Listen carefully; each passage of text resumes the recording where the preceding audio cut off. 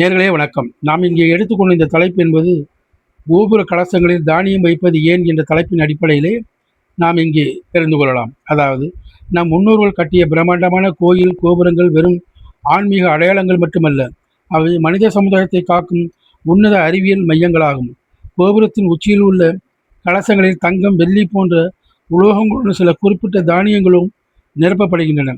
அதில் முதன்மையானதாக வரகு தானியம் வைக்கப்படுவதன் பின்னணியில் ஆச்சரியமூட்டும் ஆன்மீக மற்றும் அறிவியல் ரகசியங்கள் ஒளிந்துள்ளன.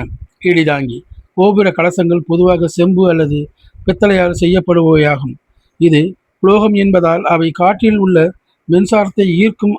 ஆனால் அதன் உள்ளே கொட்டி வைக்கப்படும் வரகு போன்ற தானியங்கள் மிகச்சிறந்த மின்கடத்தா பொருட்களாகும். இடி தாங்கும் போது கலசத்தின் உலோகம் மின்சாரத்தை ஈர்த்தாலும் உள்ளே இருக்கும் தானியங்கள் அந்த மின் ஆற்றலின் வீரியத்தை கட்டுப்படுத்தி கோபுர கட்டிடத்திற்கு பாதிப்பு ஏற்படாமல் பூமியை நோக்கி செலுத்த உதவுகின்றது. பஞ்சகால சேமிப்பு வரகு மற்றும் நெல் போன்ற தானியம் 12 ஆண்டுகள் வரை கெட்டுப்போகாமல் இருக்கும் தனித்தன்மை கொண்டவையாகும். பெரும் வெள்ளமோ அல்லது பஞ்சமோ ஏற்பட்ட பயிர்கள் அழிந்து போகும் காலத்தில் மக்கள் பசியால் வாழக்கூடாது என்பதற்காக கலசத்தில் உள்ள வரகு, நெல் போன்ற விதைகளை எடுத்து மீண்டும் விவசாயம் செய்ய நம் முன்னோர்கள் திட்டமிட்டனர். இதனால் தான் 12 ஆண்டுகளுக்கு ஒருமுறை கும்பாபிஷேகம் நடத்தி கலச தானியங்கள் மாற்றப்படுகின்றன. கோபுர தரிசனம் கோடி புண்ணியம் என்பார்கள்.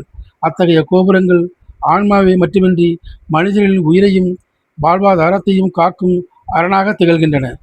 இயற்கை பேரழிவிலிருந்து நம்மை காக்க அறிவியல் பூர்வமாக சிந்தித்து கலசங்களில் வரகு தானியத்தை வைத்து நம் முன்னோர்கள் தொலைநோக்கு பார்வையை வியந்து போற்றுவோம் என்று சொல்லிக்கொண்டு நான் மீண்டும் உங்களை வேறொரு பதிவிலே சந்திக்கின்றேன். நன்றி, வணக்கம்.